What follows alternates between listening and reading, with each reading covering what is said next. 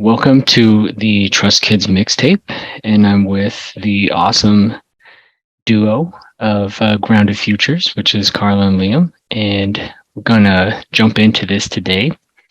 I guess, Carla, would you like to open it up on kind of why I wanted to do this mixtape, and of course about your wonderful book and kind of the ideas that you all work on this podcast too? Sure. Thanks for having us here and collaborating with us on this mixtape. I love your mixtapes and collaborations. So I think a couple months before the book came out, I was receiving a lot of requests for podcasts and media, and I mean, not a lot compared to some people, but a lot for me. And I was getting really overwhelmed because the book was feeling I didn't know how the book was going to land. I was really nervous. I was really scared. I was also grieving the loss of my one of my main mentors who's in the book, Gustavo Esteva. And the book just had a host of feelings. That's the best way it just was really complicated back in August 2022. And the book launched November 1st, 2022. So I think I reached out to you and said, what if me and Liam and you collaborate, Time Talks and Grounded Future Show, collaborate on doing this instead of me doing anything else. Yeah. I changed my mind a bit. I think one of the first things I did was your show. I came on your show as a guest, Chris. While making a mixtape, it just became a whole thing that was like, it's going to take a bit. Yeah. And so thank you just for, first of all, saying yes and opening up the space. And Liam really anchored it. I think we started a Spotify thing right away and we started collaborating. So, it feels like 10 months ago, backburnered a lot as these things do, because I did end up doing my own promotions for the book and other events, got over my feelings. But a big part of that was because you were generous enough to make this opening. You know how sometimes you just need to hear no or yes, and then you can move on. It's kind of like that. No, definitely. Yeah. And so then the theme of this is like the book is about confronting adult supremacy and stories of youth autonomy and our intergenerational collective liberation. So we thought, that's, the playlist could kind of like maybe touch on our own experiences with music in terms of those themes, any of those themes. Some music that maybe is attached to media, other media that's really holds up these ideas or shows these stories in their works. Youth. Smash the adult supremacy. Yeah. Somebody wrote it. A friend said I was a child advocate. And I'm like, no, I'm a smasher of adult supremacy. Yeah. It's not a how-to book. That's who I am. Yeah. That's what we're doing here. Yeah, I love it. Thanks for asking. Yeah, and Liam, did you have anything to add on like mixtapes or this topic? And I mean, music is something that's just been part of human nature for so many years, so long. Just from the very beginning, it was just like, whether it was just copying the sounds of a bird when we were years ago, and it's like that. It's all around us, music. So I think bringing to life the book and everything to do with it through songs and music and it becomes easier for some people to be able to connect to it and on a deeper level, because it's like, as you probably know, music is like, it's just very something that's able to connect everyone all around the world. Life-saving. Yeah. Yeah. Universal language. Exactly. That was a beautiful answer. What about you, Chris? Why do you want to do it? I love to collaborate, and music is such a loving way to share information and share time together. And then a mixtape is like that's what something does. That's like a friendship token that people do. Like when you meet someone, usually, hey, here's a mixtape. And usually it's all stuff that's outside of these PR algorithms, and it's just cool music that means something to someone else. And then a mixtape, they usually make it for stuff that you would be into, but stuff you never heard of. So it's a beautiful gift, and music is a beautiful gift to give someone else. So I'm just glad to be part of it and share in this time and topic. I love mixtapes. Yeah. Miss them. They're so great. My friends always made them for each other before Spotify. I'm talking analog. Yeah. Yeah. No, I think like this is something that some people are like weirded out about, but I realize like my Spotify is made up of just me making so many playlists, and I realized it's just a bunch of just like mixtapes and things. Like it's like I that's what I do. I listen to mixtapes. I barely listen to full albums. It's true. I listen. I have my like playlist in the car that I just listen to, like stream of different songs from different, but they all connect to each other because I made it like a theme base. So it's just a bunch of mixtapes. It's awesome. Yeah.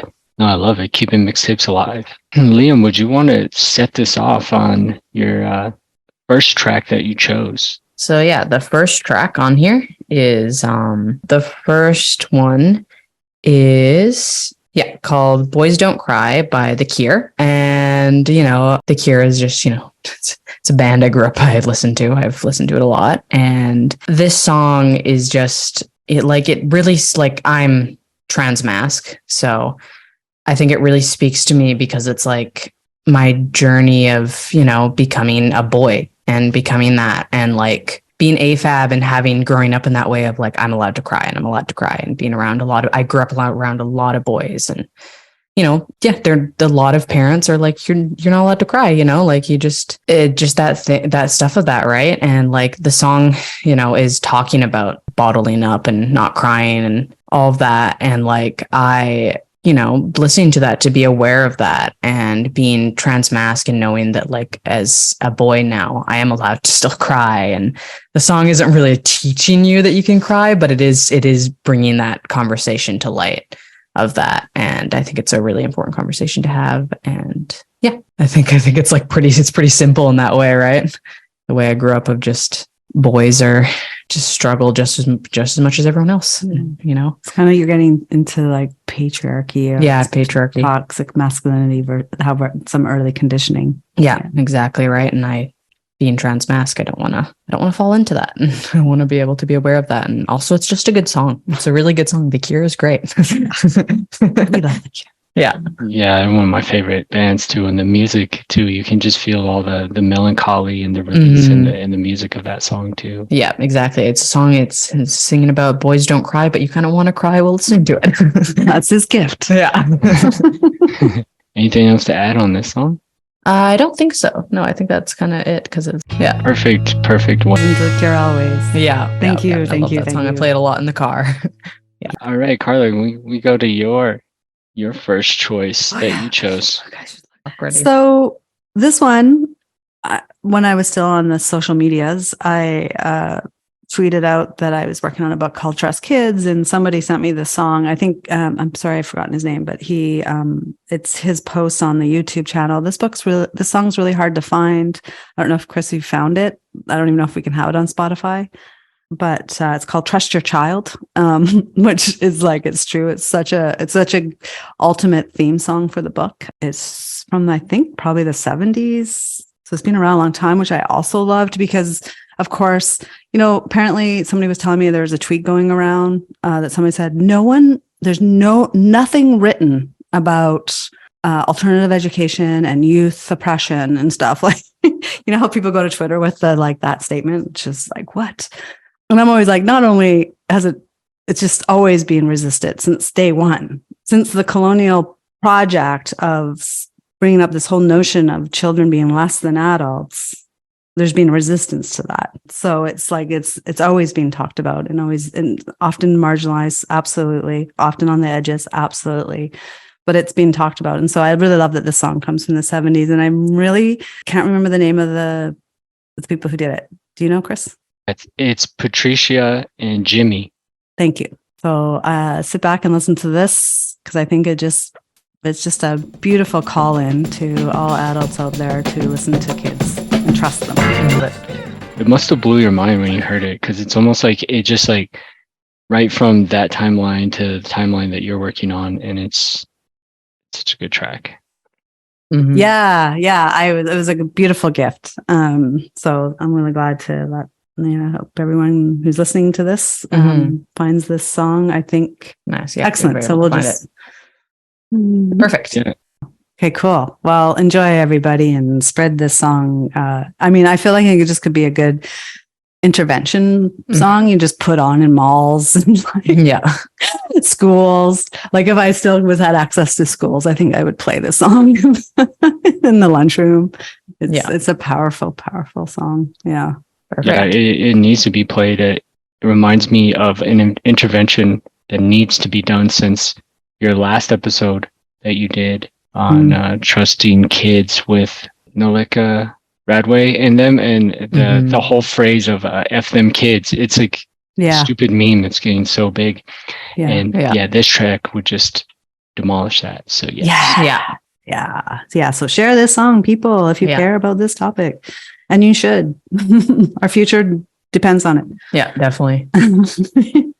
Well, I'll go to the first track I chose was You Can't Blame the Youth. And this is by the Wailers. So I see it credited sometimes as Bob Marley, but I'm pretty sure that this track is written by Peter Tosh and it's sang by Peter Tosh. I have this thing where I go through whole discographies, and I was going through all of Bob Marley's discography, and Bob Marley is just an extreme healer to me. Yeah, it's just such a power. And when my lungs kept collapsing and I was in and out of the hospital, I would watch comedies and I'd listen to reggae. So I listened to Bob Marley and I just got so much better. Got into Peter Tosh, Augustus Pablo. But I found this track recently and it's just amazing. Peter Tosh is talking about history in this too. He says that you can't blame the youth. You can't fool the youth. You teach the youth about Christopher Columbus, and he said he was a very great man. And then he goes through all these different people. Like you teach the youth about the pirate Hawkins, and you say he was a very great man. And he talks about the pirate Morgan and these people that we learn about in a lot of classes, like John Hoddy Hawkins as this discoverer or explorer, but he was an enslaver.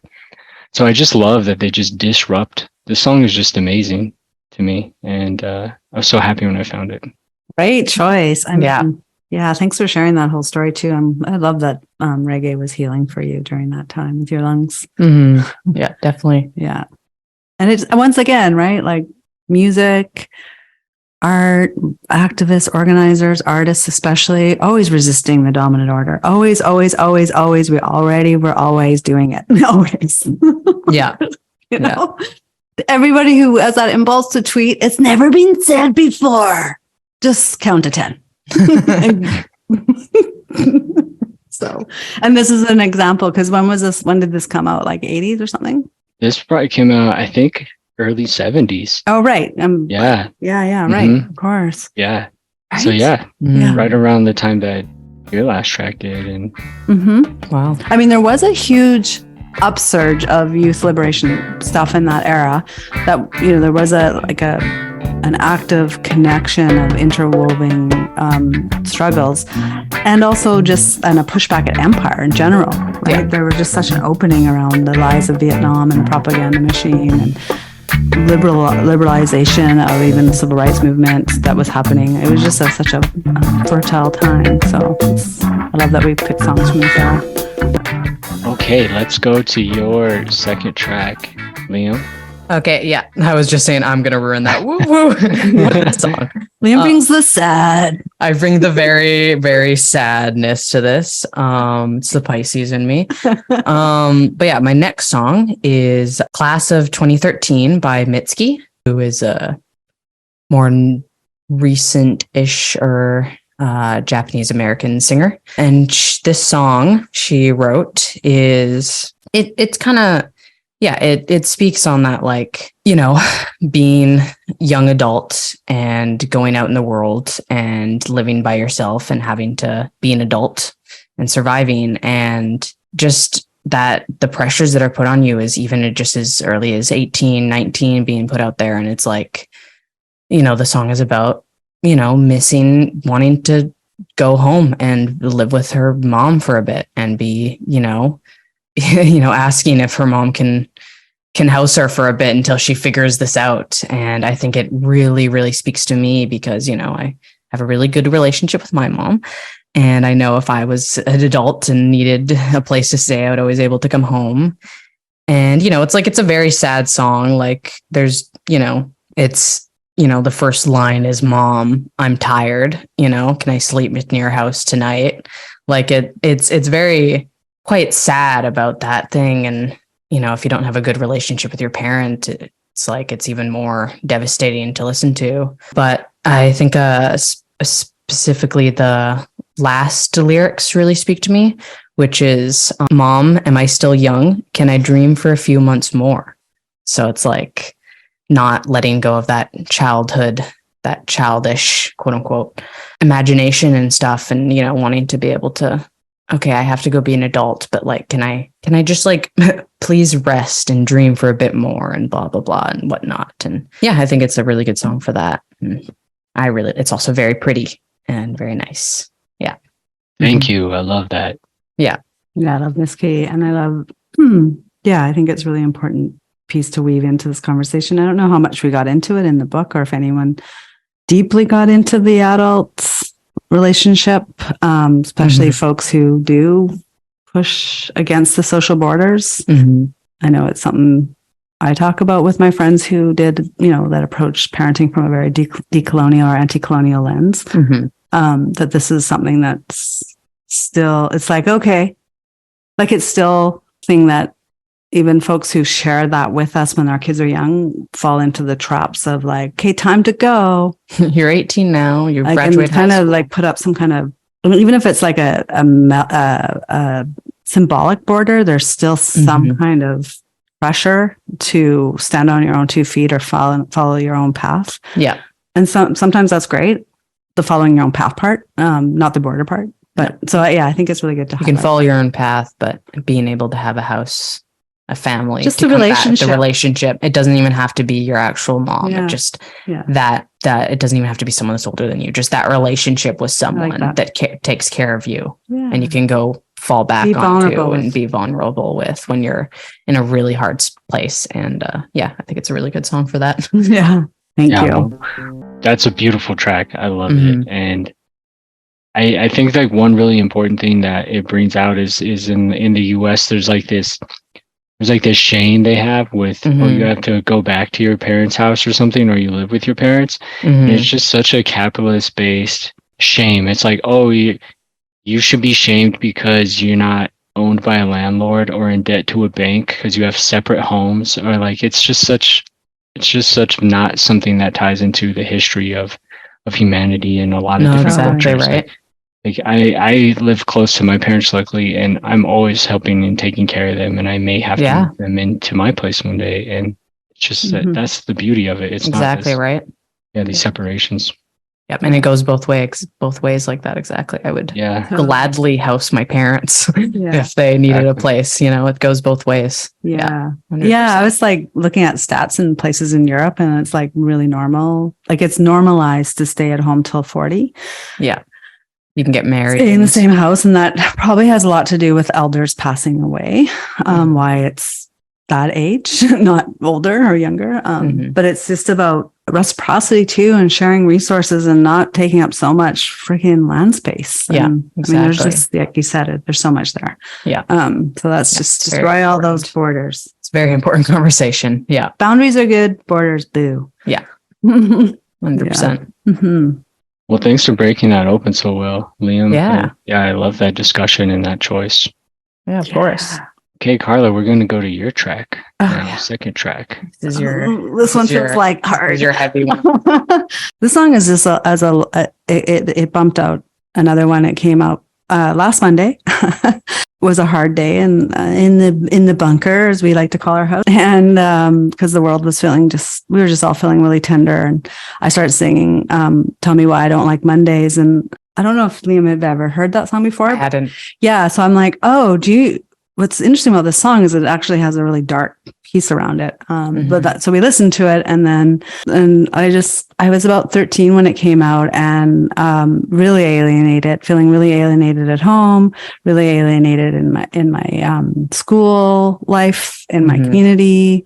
I had some good friends, and we listened to that song all the time. And it's from is it Boom Rats or whatever? Boomtown Rats, who are Irish, which of course they're going to write a song that's so dark and beautiful. And it's so melodic and pretty, and and under capitalism and this system, like who doesn't hate Mondays when we're in this? So, everyone's singing along. And I remember we didn't have the internets. This is like, they didn't know the meaning behind no, this was 1979, 1980. We thought it was about suicide, which it kind of is, but it's actually about school shooting. A specific school shooting. About a specific one from a girl. Yeah. Which is not usually the narrative. And there's some beautiful lines in it about, the dad thinking she was such a smart, good girl. And and it talks about the struggles of the girl who is, like it feels very a suicidal like thing. And you can see why shooting is. Yeah. I mean, there's a line that says, I'm going to shoot the whole school up. The whole day down. The whole day down. It is. I'm going to shoot the whole day down. And so that no one can be part of this space. So it's like it's a mental suicide for her, but then it's also external violence at the institution where she felt probably some immense. Yeah, it's a very dark conversation. But like school shooting narratives often don't talk about adult supremacy. Yeah. And this is a place where I don't know if we want to go into and I hate saying into the weeds because weeds are flowers and they're beautiful. So I like saying brambles, but I don't know if we want to get all like poked around in this conversation, but like maybe to not get lost in that, we could talk about bullying. Like bullying's often just really framed as a peer-on-peer thing, or maybe an older kid in school. And I even rest in peace with the late David Graeber, like we even had a debate about it, and he asked me to write about it with him, but I was terrified. But I didn't do it. But he wrote a piece about like his bullying days, and he just really just located it with other kids at school. Which is surprising for him, but I think it was from his own trauma. Mm-hmm. But he was missing out the bully of the bully, like the whole system bullying this kid who was bullying. That is actually the problem. The bully is. I think I talk about that for us kids. You do. I do. Yeah. Mm-hmm. So there's like the teachers, the parents, all the adult supremacy is always in the room. And so to have that conversation without talking about it, talking about kids going and shooting up a school and not talking and positioning it around this oppression, this immense oppression of adult supremacy is really missing the point, in my opinion, a crucial point. And that song actually talks about it though, because it's really talking about the school's so good, her home life and school and everything. Wow, that's so much there. It's really deep. We'll go ahead and play this. So deep, and the lyrics are. There's so many lyrics to it, and it's such a deep story. And thanks for giving me the background. I hadn't heard the song before, and I didn't know the background either. So it's cool. It's also a very upbeat song at the same time. What's that? What's that thing called where like the music, you see colors and stuff? So it brings synesthesia. So it brings up a kind of like it has an affect of like joy almost, right? So. Yeah, no, I love that what you're mentioning on like the whole trails of violence with it, and I've heard like Bifo talk about that before on school shootings of just the violence and how much violence there is just compounded, and the narrative is always just tied into just solely guns or mental health, and it's so much deeper than that, like you say, and bullying and adult supremacy and just all the violence compounded upon it.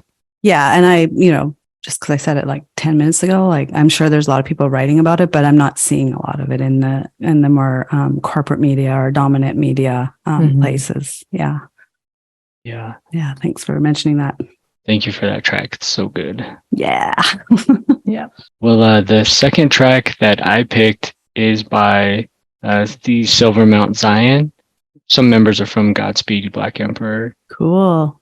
And I had found this track also just going like deep dives on discographies, and it's called Built Then Burn, Hurrah, Hurrah. And this track is just really just a beautiful track, and it has a youth in the beginning like narrating this poem of a parade and kind of like taking power back and celebrating, and just a beautiful track. Yeah, I hadn't heard it. And when you sent it, I love it. I love that it has a kid. Not all artists use kids well in their music, but that one was done really, really well. And it's incredible. Thanks for including this in the mixtape. Yeah, one of the lines is, let's have a parade. It's been so long since we had a parade. So let's have a parade. Let's invite all our friends. And then they say sick with joy with the angels there and light in our eyes. It's like such good writing. So good. Joyful, joyful. Dear brothers and sisters. Thanks for playing that. I'm gonna add it to my own playlist too. Yes. It's awesome. Okay, so we're gonna go to the last songs that we picked. Okay. So Liam, let's go with your last track. Yeah, this one is it's the one I didn't do immense research on, but it is Where Did the Children Play by Cat Stevens. I grew up listening to Cat Stevens. My dad literally played this song on the guitar and sang it with me. So I used to sing it all the time. And it's like so many of his songs, it was like hard to pick one. So many of his songs are just part of my childhood. And this one I picked because I didn't do immense research about it, but the way that the lyrics talk about it is it's, definitely in the conversation about buildings and just everything in capitalism and stuff and playgrounds and forests and other things that kids play in being torn down. And just that, just the story of just, where do the children play? Where are the children going to play now that everything is becoming so big and there's none of this like nice places for a bunch of kids to just run around and be free. And it's definitely is talking about that a bit. Yeah. And it's just a good song. It's a really good song. Yeah. It's very, very, very, very good. It sounds like you have a lot of nostalgia around the track. Do you remember like when you first heard it or when like you really started to think about the lyrics more, or did you just like the sound of it because it was always around? I mean, yeah, because I listened to the whole album a lot. So I think all the songs really affected me, and I definitely have so many songs in there. Like I was trying to pick between this one and the other one, Father and Son, because that one's been meaningful to me now, being trans masc and having that relationship with my dad now, not being a girl anymore. So, but I chose this one because it's the overall conversation of children in the world and playing. And I think I don't know when I would have discovered it, because I think it was just already there, because you and Chris, my father, listened to it all the time before I was even born. Listen to the artist. So it's like, I guess when me as a little kid, it was like I was born and instantly it was just around me. I probably being played on guitar and being sung to. I probably discovered it because my dad sung it or something, so I think it was definitely warm. Yeah, feeling. Definitely a warm feeling. Definitely a childhood feeling. That's awesome. I love that story. Yeah. Yeah. And I thought it was cool too, because of course in alternative education, this is just my little tangent, play has become it's like the new pedagogical tool, right? Like, so if we just let the children play, then we're doing everything right. But then of course it's like comes with a rule book and a how-to. And so I think it's just good to constantly push back a bit when these things get co-opted. Talking about just a simple conversation. Children playing and where they're going to play. And it looks different in different generations, and not to get all weird about it, a lot of it's online with each other, and that's fine, Yeah, exactly. Yeah, and Cat Stevens' voice is so good. I was definitely going to pick one of your songs, Chris. This is a time song, because I love the story of it. It's called Don't Grow Up. You wrote it quite a long time ago, 15 years ago? Yeah, like 2008 or 9, yeah. Yeah, wow. And so it was for your nephews, your twin nephews, right? And what I love about it is you really are speaking to them in a really accessible, beautiful way, but then you also pivot to talk to yourself about your internalized growing up and about holding on to your own stuff. And I really love this line. I love the whole chorus of, I said, don't grow up, stay small, play basketball, smile, breathe, live, that's all. Yeah, I love that you just say that you love them. I'm not saying I'm found. I just want to say I love you. Signed, your Uncle Chris. But there's a thing about blue. Oh my God, where is it? Was it the Cookie Monster? Yeah, I love that line. Sing the blues. Yeah. Oh, I don't want Cookie Monster to be the only time that you sing the blues. Yeah. Just also an invitation into being, to that whole life experience of feelings, and kind of connects to Liam's first song, and it's beautiful. Yeah, that's really awesome. Yeah, let's listen to that. Yeah, thank you so much for choosing that song. That's very nice. And Doesn't matter what I bring up. I'll text you like, do you know about this? Blah, blah. Some saying or something. And you'll be like, yeah, I wrote a song about it in 2006. Like, I mean, you don't do it right away because you're way humbler than that. But you'll be like, wow, no, I hadn't heard that term. And then you'll connect it to something that you did know about it. And then you'll send me a song that you wrote that kind of intersects. I'm like, wow. Yeah. My brain's always like, oh my gosh. Yeah. I wrote that in 1971. On that other astral plane. Yeah. Yeah. No, yeah, I wrote that. Like the Cookie Monster and stuff comes from like all the little toys that we would have. Mm-hmm. Then they hit the button over and over and sing the song. So yeah, like that was a big part of them playing.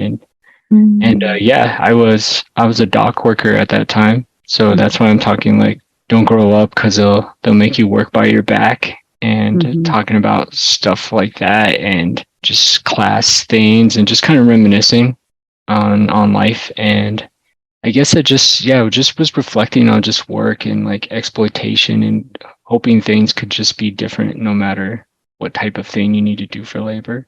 Definitely. Well, my main point was, hey, yeah, I don't have all the answers. Like I'm not found either. I struggle with all these things I'm quote unquote warning you about. And yeah, the whole foundation just love. Yeah, that's awesome. Yeah, the last thing you mentioned of having all the answers and stuff. It well, first of all, I love the conversation of just don't ever have to grow up. But the last thing reminded me of a song I've listened to by a Japanese artist. I forgot her name, but I've obviously figured out the lyrics and translations that way I could actually. But it's a song with this girl, she's singing about being a student and singing to her mentor, asking him all these questions and how he doesn't have all the answers either. And just how his life, really just confusing forever. And it's just no one actually ever has the answers. And it talks about that. So that was really cool. I should figure out what that artist is. Yeah, we'll put it on the playlist. Yeah, that's cool. I want to hear that. Thank you. Yeah. I'll send it. I'll send just the group chat later because it's a really good song. And, had that kind of conversation about even your mentors might won't have every answer. So and if they do have all the answers, then run away from them. Yeah, if they think they have all the answers. It's like when someone says I'm enlightened, it's like, well, they're not a mentor. Not. Yeah. We don't know how many people are enlightened because they would never say. Yeah. So I'm gonna go to my last track, and I want to thank Awareness for this. We were brainstorming or heartstorming on a good hip hop artist who was a youth when they released this, and this was Shyheim, aka the Rugged Child. And Shyheim was part of the Wu-Tang kind of milieu, and I think Shyheim may be Ghostface Killer's cousin. Not positive, but he was only 14 when he got signed, and and his music is so deep and poetic. He has a whole track on Fuck the Police when he was 15, and this track that I chose, Little Rascals, is great because it even has the term youth rapper in it. And it has this intro from Entertainment News, and it says we have the youth rapper Shyheim, and then Shyheim starts out the track saying talking to this radio personality saying, "Don't call me boy, haven't you heard? Boy ain't nothing but a white man's word." And Shyheim just comes right out the gate questioning just attacking white supremacy, and just such an amazing artist. Yeah, I love this track. Thanks for bringing a kid artist into the playlist. Yeah. And thanks, Love Chavo. to see that. Yeah. Thank you. I love that story. It's right at adult supremacy and white supremacy, which are hand in hand, holding hands. Yeah. Or punching each other or something. I don't know.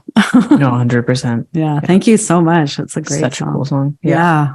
So now I want to circle back and talk about some of some other tracks that are going to be on the larger playlist and kind of some stuff we kind of fit in. So I wonder if you could open that up, Liam, on Ghibli or some other stuff. Yeah, I don't think I have anything on the playlist right now of that, but I did have written down here about mentioning Studio Ghibli. And I think that's kind of one where it's like I could add some songs on the mixtape from some of the movies, but I also just recommend just go watching the movies because it's basically like it's the same thing. It's like that whole movie is a musical experience, and I mean, yeah, I think all the movies under that of like Kiki's Liver Service, Ponyo, and Totoro, and they all have really, really, really good messages and connections around trusting kids. Like it literally has, kids are, you got to trust them, and just has all those conversations. And I think a lot of the songs are really, really beautiful. I don't know if I have any specific songs. I'll find a song to add. But maybe Nausicaa. A Nausicaa song? Or what's the one with the kid, the violin player? Whisper of the Heart. Whisper of the Heart to me is the epitome of trusting youth. Yeah, that one's really good. And to author their own life and to know their path. Yeah. Like to trust them, but also to like be there to support. Yeah. To respond. Exactly. Yeah. The story is young Japanese girl who's wanting to be a writer eventually. This is not like the basis of how it starts, but she wants to become a writer. And, she meets an older man who's like an old man who becomes her mentor, and she wants to write a story about something in his shop. And she has a friend who is a violin player and has like his whole future planned out for him. And she's like, oh, I want to find something to do, and then connects to, writing. And just, there's a whole thing about her parents and, being like, if, you're still in high school, but like, if this is what you want to do, then do that. As, like they definitely have the compromise of like, you're still doing school. So make sure to get your school done. But like, we're totally, 100% supportive of her just becoming a writer. And it's like, it has just that good message in it about that. And I'll find a song to put on the playlist connected to it. Cause I love it. Thank you.